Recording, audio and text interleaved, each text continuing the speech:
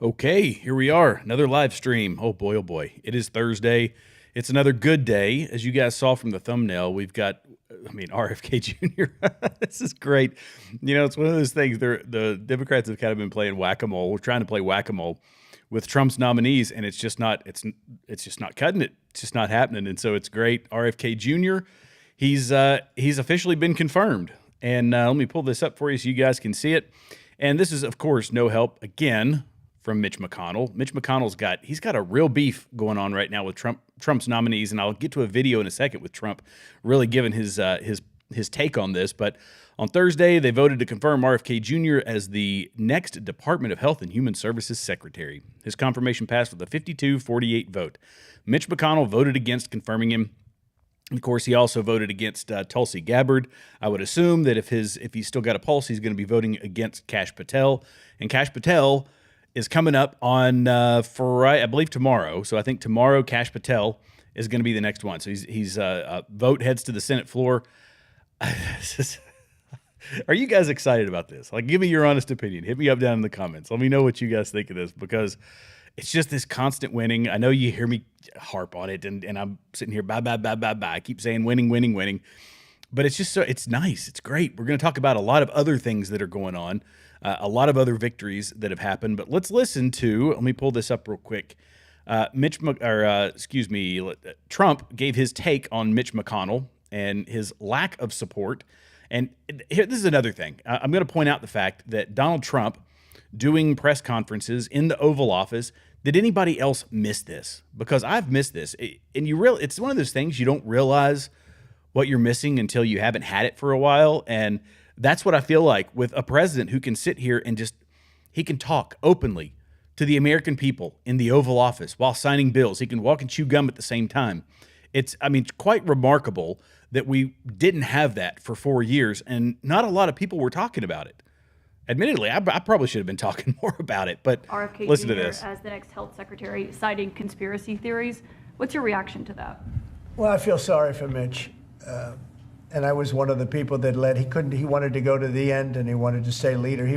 He's not equipped mentally. He wasn't equipped 10 years ago mentally, in my opinion. He'd let the Republican Party go to hell. If I didn't come along, the Republican Party wouldn't even exist right now. Mitch McConnell never really had it. He had an ability to raise money because of his position as leader, which anybody could do. You could do it even. And that's saying a lot. But the fact is that he raised money, and he gave a lot of money to senators. And so he had a little loyalty based on the fact that as leader, you could raise a lot of money. The senators would call me and they say, he wants to give me 25 million. Can I take it? I'd say, take the money. But he engendered a certain amount of, I don't even call it loyalty. He was able to get votes. But I was the one that got him to drop out of the leadership position, so he can't love me. But he's not voting against Bobby. He's voting against me, but that's all right. He endorsed me. Do you know that Mitch endorsed me, right? Well, he did. You think that was easy? What? He had polio, obviously, and I don't know. I don't know anything about he had polio. Are you doubting that he had polio? I have no idea if he had polio. All I can tell you about him is that he shouldn't have been leader. He knows that.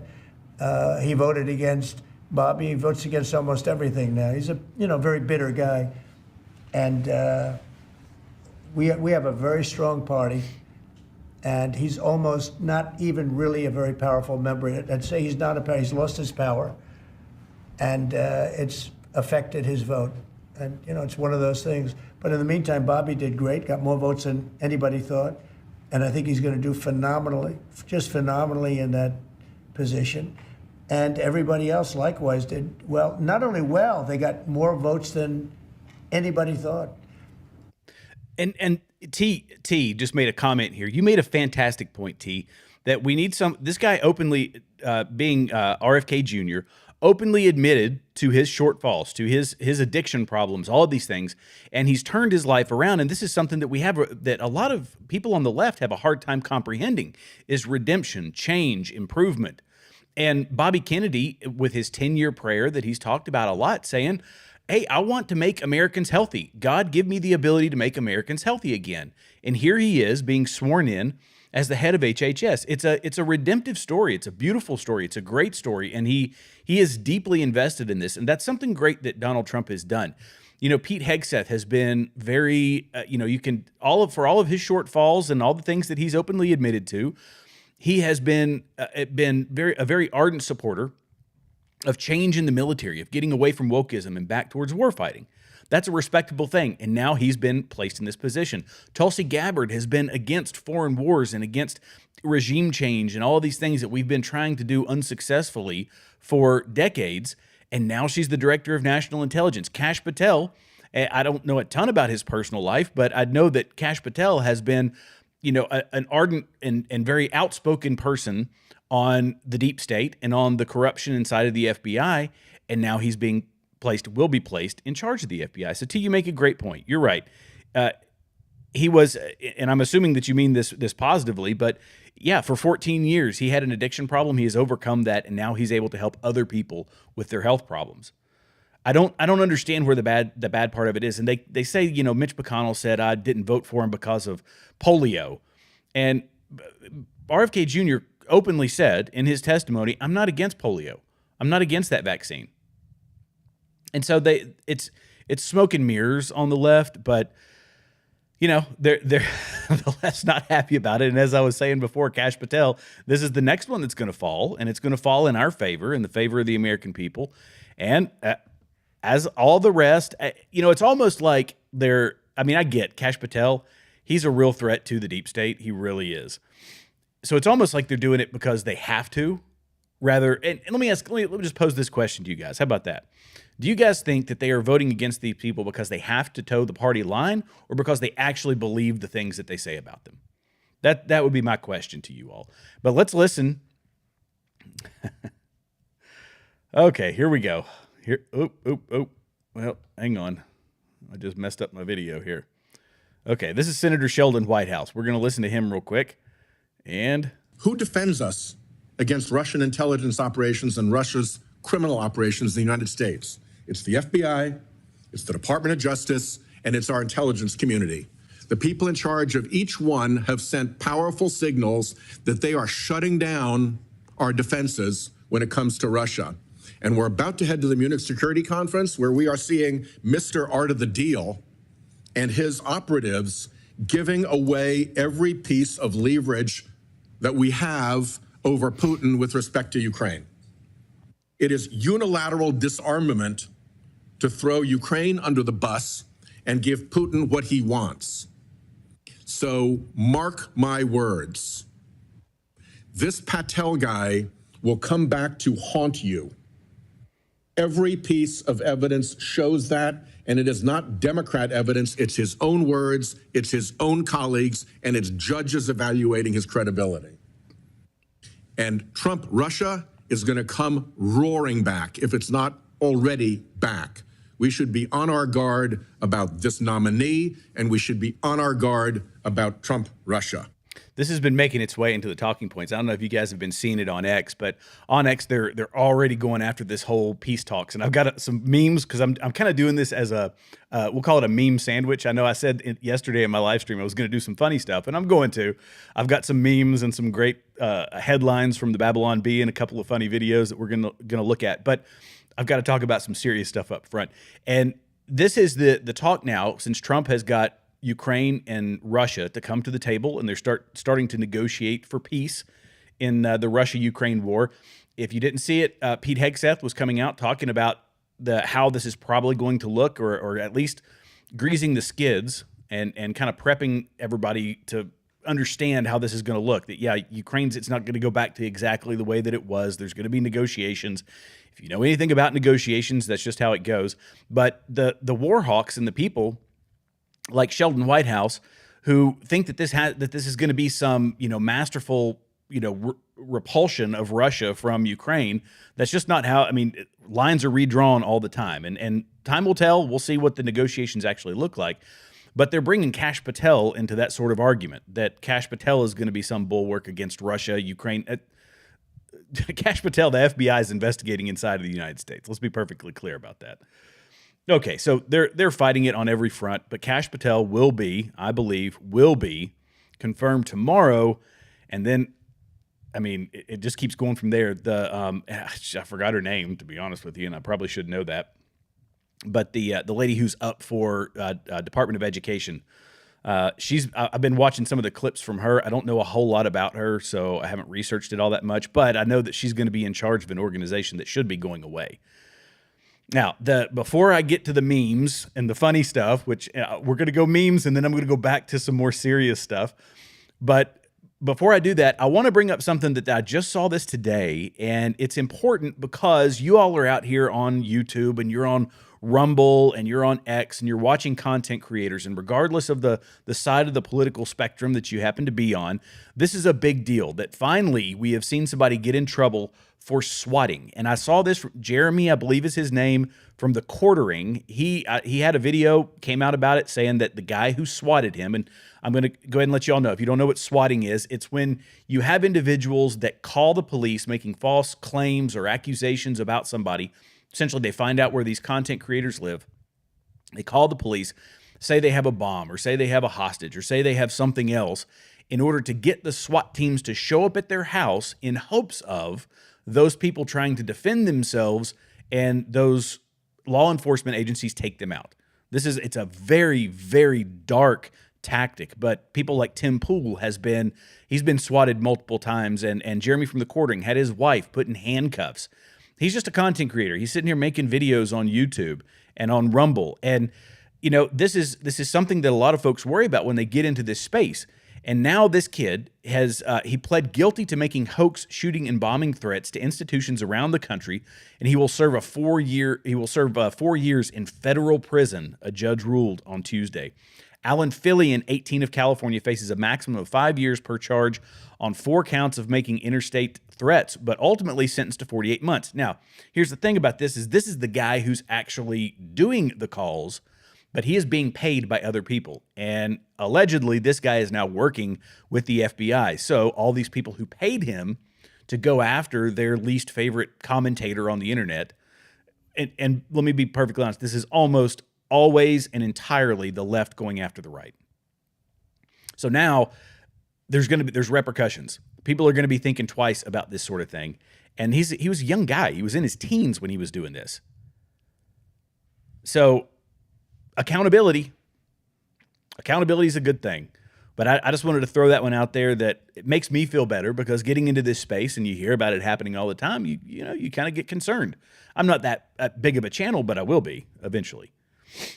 Okay, let's get into a couple of memes, because in this rough and rowdy world, and as Donald Trump is making waves, if you're a young lady out there, it's time to start thinking about if the guy you're dating has post-apocalyptic warlord potential.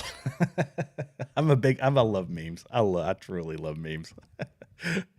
Oh, this is hopefully talking about Kash Patel. Hopefully this will be coming down the pipe, but Ghislaine Maxwell was found guilty of trafficking minors to nobody 3 years ago. And Kash Patel and Pam Bondi, they are all saying that this list, and Anna Paulina Luna, who's going to be heading the declassification of the JFK files, she's going to be heading the investigations into the Epstein list and the Diddy list. She's going to be, we've got the team now. We've got the crew, provided Kash Patel gets through, which I believe he will. We have got the crew to actually have this list released. It's going to be great. It's going to be great. Okay, so Donald Trump Donald Trump was talking about that it's not the vengeance that he's going after. However, you can't tell me Melania's not out there saying, all right, we're gonna destroy these folks that raided my underwear drawer. And so many people were saying that was why she chose this ensemble for Inauguration Day, is that it was her V for Vendetta look. And oh no, she's an amazingly classy lady. I'm a huge Melania Trump fan. She's great. Now, when you're in this space, and you guys know this too on your social media accounts, this is how we sleep, knowing that we've offended every liberal on the internet today. Gotta love the memes. Gotta love the memes. I've got more here. Oh, here we go. This is going back. I'm bouncing around here a bit, but let's go back to the post-apocalyptic. Homeschooling day 32 with grandpa. That's how I'd be with my grandkids. Let's do a little bit of Babylon Bee going on here. Gotta love the bee. Oh, here we go. Democrats and Republicans panic as Trump brings the world to the brink of peace. Oh, heaven forbid we should have some peace. He's working on it, though. He's making waves. I mean, who would have thought in the first, we're not even a month in, everybody. I apologize. I'm going to apologize to all my constant listeners, the ones that are here every single live stream, because I'm going to keep saying it. We are not even a month in. And I feel like we've been doing this for 6 months, a year. I'm loving it. Democrats are furious that Republicans are trying to control the government just because they won the election. How dare you? How dare you do all of these things after winning the election with the mandate from the people and the popular vote in the Electoral College? How dare you try to change things? Oh, we were talking about him earlier, Mitch McConnell. Mitch McConnell votes no for Tulsi Gabbard confirmation, but yes for the sweet release of death. Poor guy. You know, this is the geriatrics that are in the Senate. Not that you can't be old and do the job. I mean, but people age differently. Let's be absolutely honest about that. People age differently. And a lot of these folks in the Senate, you know, whether it was, or in Senate and the House, you know, whether it be Nancy Pelosi or, Mitch McConnell or just Maxine Waters, good gracious sakes alive.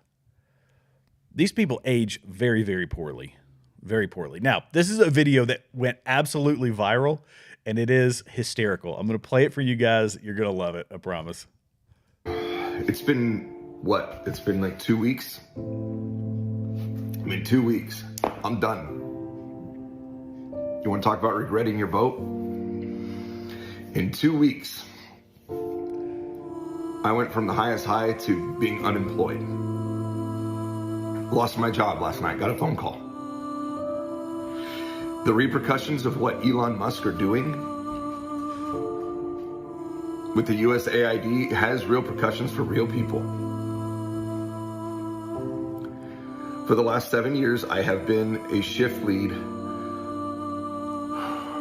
on Project Bus, where we studied to find out if the wheels on the bus went round or round or not. And all of a sudden, Elon, who's not even elected, gets in, and I'm out of a job. What do I tell my family? What do I tell my kids?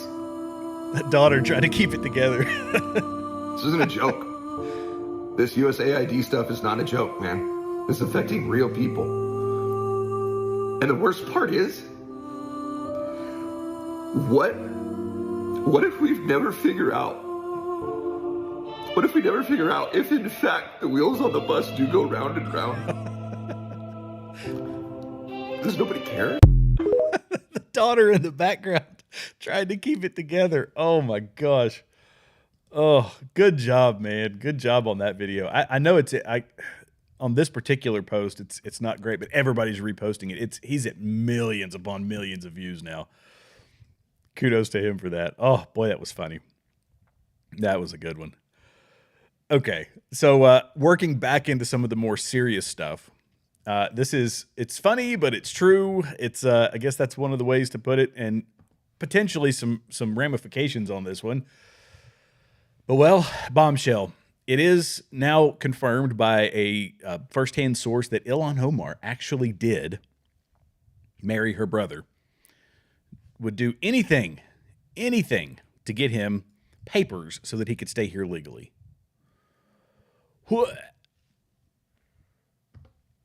Fact. Wow.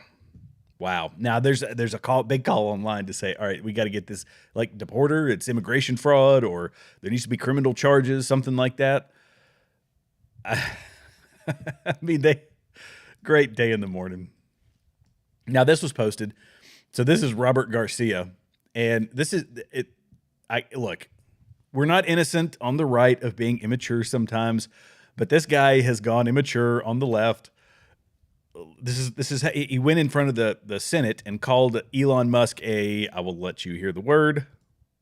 I want to hear why, but do you think that calling Elon Musk a is effective messaging for confronting what is a potentially irreversible transformation of the U.S. government? Well, he is a and I think he's also harming the American public in an enormous way. And what I think is really important, and what the American public want, is for us to bring actual weapons to this bar fight. This is an actual fight for democracy, for the future of this country. I want to hear. Okay. So he went from, ad hominem, silly little, Elon Musk is a D word, because I try to keep it PG here, PG-13. And okay, he went straight from that to now we need to bring actual weapons into this fight. This is the veiled language that we've been hearing for so long. When they lash out, they did have the support and the backing of everybody on the left and of all the special interests and all that, which, by the way, have lost a lot of money now that USAID is out of the picture. But they start inciting violence and say, no, this is just our free speech. I didn't really mean it that way. But when they start saying, bring actual weapons to this fight, you can say what you want. That is not something you hear from the right, at least not from the lucid right. Great day in the morning. Now, this one's pretty funny, and it's funny / serious. Trump keeps going with this Canada thing, and I want your all's opinion on this, on all of his rhetoric around Canada. Hit me up in the comments about this, but listen to this. I think Canada is going to be a very serious contender to be our 51st state. Mr. President, going with Canada, there was obviously a delay in implementing those tariffs. I spoke to Governor Trudeau on numerous occasions, and we'll see what happens. But it just sets up so good for them. Look, the people would pay much less tax than they're paying right now. They'd have perfect military protection. They don't have any military protection because and you take a look at what's going on out there. You have Russian ships, you have China ships, you have Chinese ships, you have a lot of ships out there, and people are in danger. This is a different world today. It's a different world. They need our protection, yes. And he went on to say, Governor Trudeau, he keeps calling him Governor Trudeau, saying, oh yeah, that'd be a great 51st state. Do you guys think he's serious?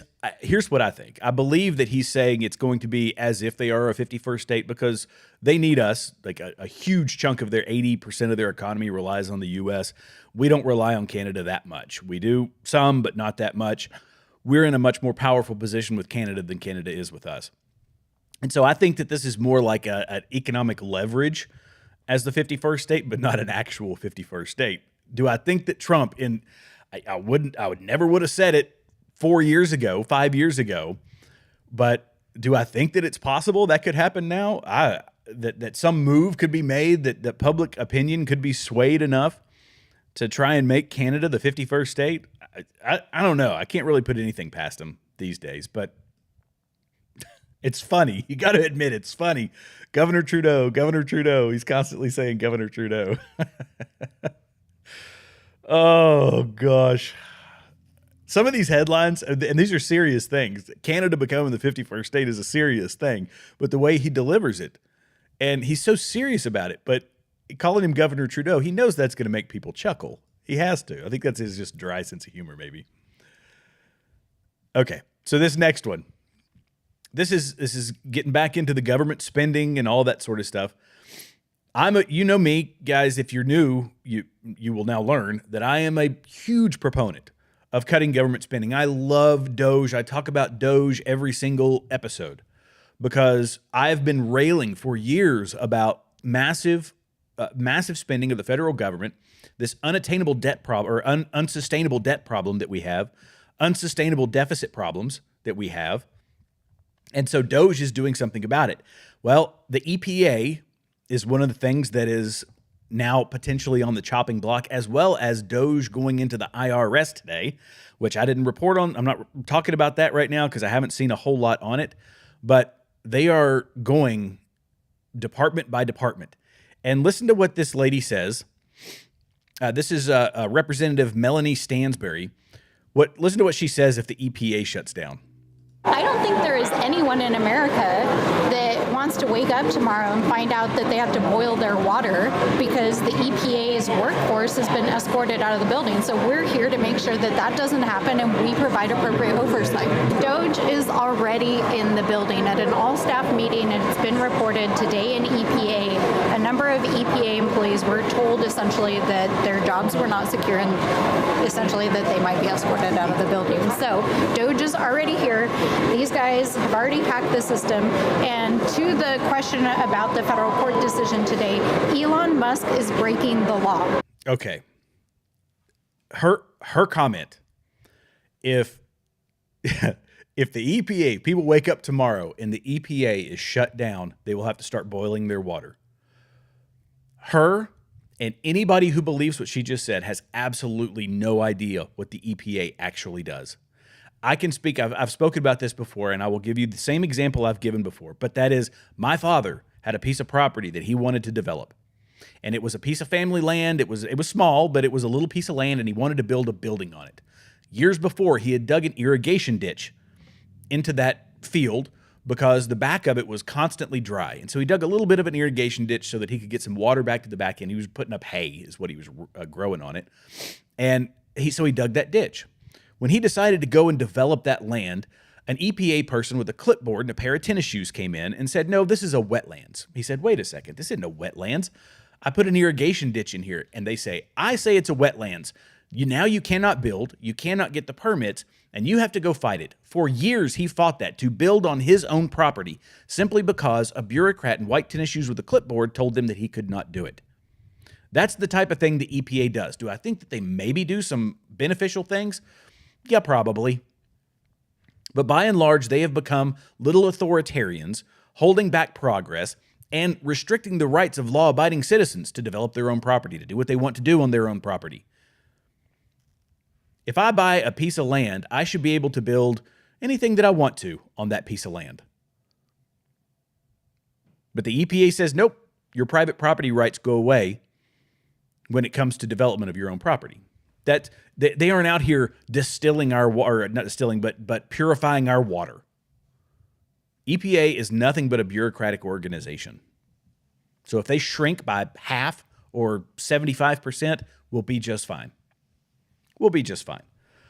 But what I keep saying and talking about is that these folks are so blindly, it's just the bureaucracy. They can't imagine a world functioning without the bureaucracy. But we can, right? You and I can. They can't, but that's what we're up against.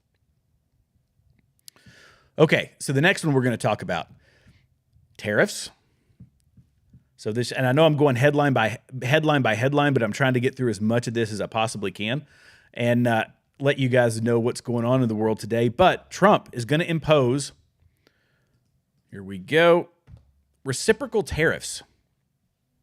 Okay, this is great. So it's essentially if a country says they're going to tariff our goods, he says, I'm going to tariff your goods as well. Seems fair and logical to me. So President Trump signed a memorandum Thursday directing the assessment of fair and reciprocal trade tariffs on all major U.S. trading partners. The memo tasks Commerce Secretary Howard Lutnick and Global Trade Representative Jameson Greer with evaluating the need for remedies to ensure balanced trade within 180 days.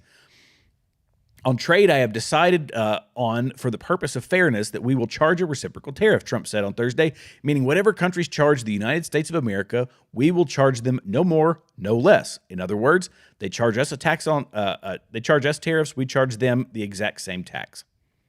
Very simple. Nobody knows what the number is. You got to go to the individual country. If they want to charge us for their goods, we're going to do the same. What do you guys think about that one? I personally think kudos. You know, this is how the income tax gets replaced, or at least gets shrunk exponentially. It used to be 100 years ago that we were so reliant on tariffs. Well, it was over 100 years ago, but we were so reliant on tariffs, and trade is how we made our money, and they didn't have to tax our income. We still saw massive economic growth. And of course, 1913 comes along, and oh boy, here we go. Now we're all the way down the road to 2025. And they're taking a gargantuan sum of our money every month, and our goods are being tariffed, but we aren't tariffing anybody else's goods. So let's reset the balance, let's reset the scales, go back to zero, And that's when you can start saying, all right, look, trade is what is paying for all of these things. We can take a little less out of the pockets of the American people. Now, again, I'll say it every episode, taxation is theft. We've got to work our way back to it. But Trump's doing a pretty good job. And it will have, there's going to be impacts in the interim, right? We're going to see a rising prices. We've already been seeing rising prices because of inflation, which I'm going to talk about here in a minute. In fact, let me go ahead and get to that one. Yeah, here we go. So David Pakman. Oh, boy. David Pakman and Rick Wilson are two people on the left, just any two random people, but you could find any person on the left. What are they already? Again, a month in, not even a month in, and what are we already hearing? Well, the high prices are Trump's fault. It's all because of Trump. I need to call your attention back to when Donald Trump said that inflation would disappear the moment that he would get back into office for a second term, that prices would, of course, plummet because he and only he knows how to fix the economy, even though people who knew how to read numbers looked at inflation data and said, it sort of looks okay. What is there really to fix? It's February 12th. We got the January numbers and prices are up, and this pushes inflation year over year up to 3%. Now, I know what many of you are saying. Wasn't Joe Biden president for part of that time? Who can really expect prices to come down so quickly? Why are you talking about these specific categories when some of the reasons these categories are up doesn't have anything to do with Donald Trump? His economic pitch in 2024 was he's going to fix prices. He'll get into office. Prices are going to come down because it'll be tough on China and we're going to have growth and energy dominance and business expertise. Instead, prices are going up. The market isn't liking it. People are working and getting squeezed. Okay. Aside from his, I don't know, maybe I've got a bad delivery and I just can't hear it, but I find it very excruciating to listen to that guy. But this is the what they're saying. Rick Wilson, I'm going to, it's not a video, but it's another thing. Another guy on the left saying, I need to call your attention back. I need to call your attention to. All right. Rick Wilson, here we go. He's saying the same thing. There we go. Gas prices are up. Grocery prices are up. Egg prices are up. Inflation is up. I did that, right? This is the Project Mockingbird in action. Everybody, here's your talking points and repeat them. He's been in office for 3 weeks. He's done a lot. He's cut out fraud, waste, and abuse, or is in the process of cutting out fraud, waste, and abuse, which is exactly what we asked him to do, what we elected him to do, and he's doing that. But it's going to take a minute to fix this inflation problem. It's going to take a minute to fix these rising prices. But they just started all the way. They don't know what else to do. They're like, well, we can't control the guy. We can't stop him from getting the people into key leadership positions that are going to disrupt our little, this little Ponzi scheme we've had going on. So let's just complain about the prices, the ones that were already going up under Joe Biden. And on top of that, you got to aside from the prices and the fear over the prices, you have to say that he is he's an extreme. He's a constitutional, or what is this? Oh, yeah, that we're going to have a constitutional crisis, right? Let me play this video for you real quick.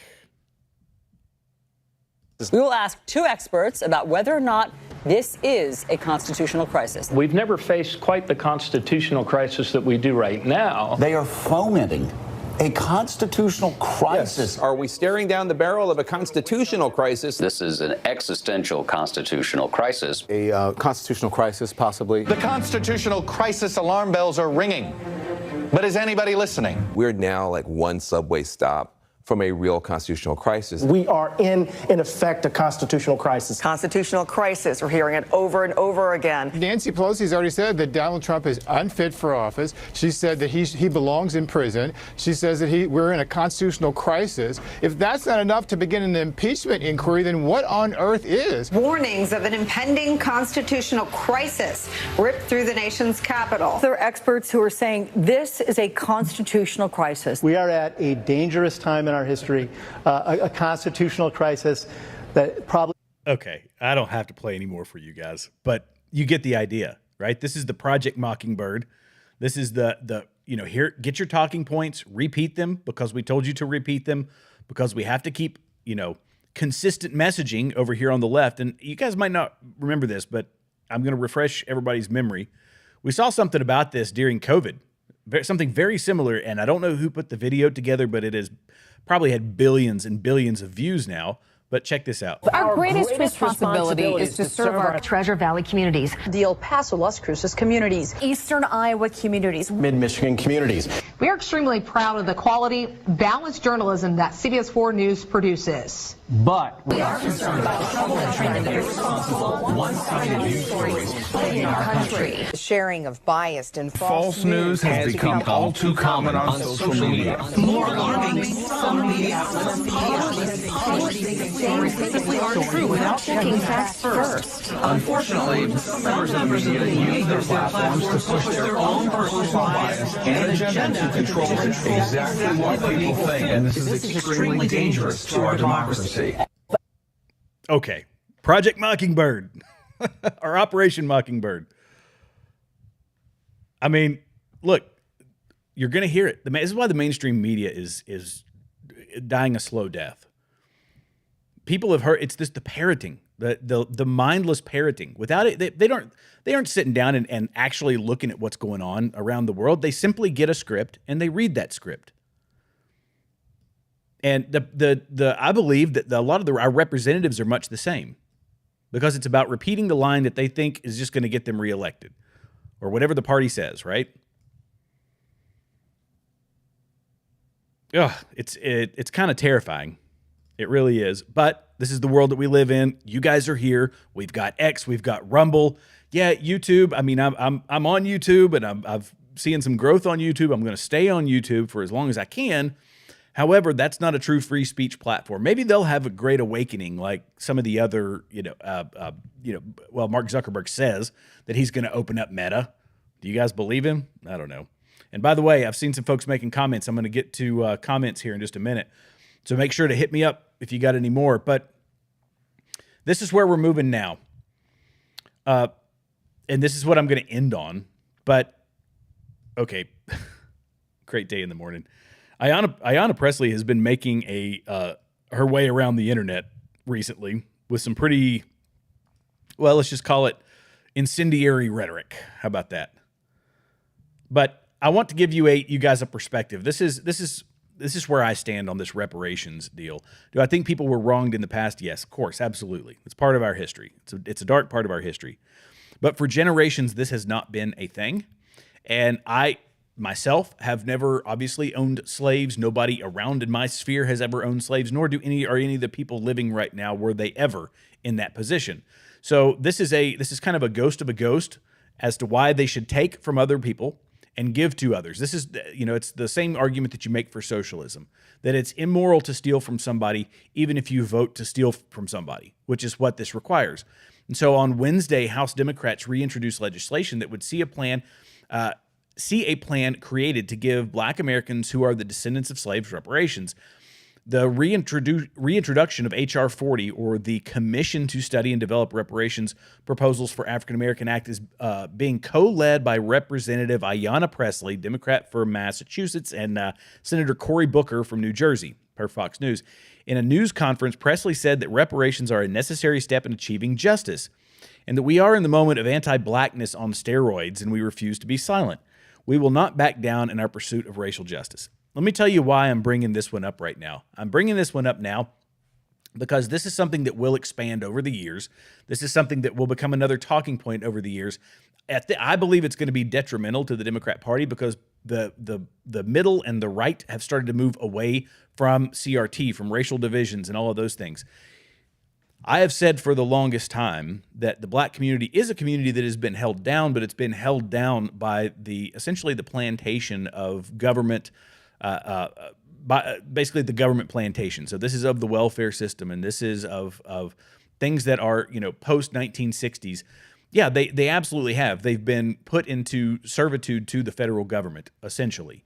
And security concerns. I'm going to talk with the guy from Chicago, and this weekend we're going to record a video. He's part of the Chicago Red organization, which is a phenomenal organization, and he's been part of this Flipping Chicago Red movement, which I think is great. But it is about opportunity. It's about providing opportunity to these people. But they think that simply taking money from other people and giving it to others is going to solve the problem. And I'm here to tell you that's simply wealth transfer. That is theft.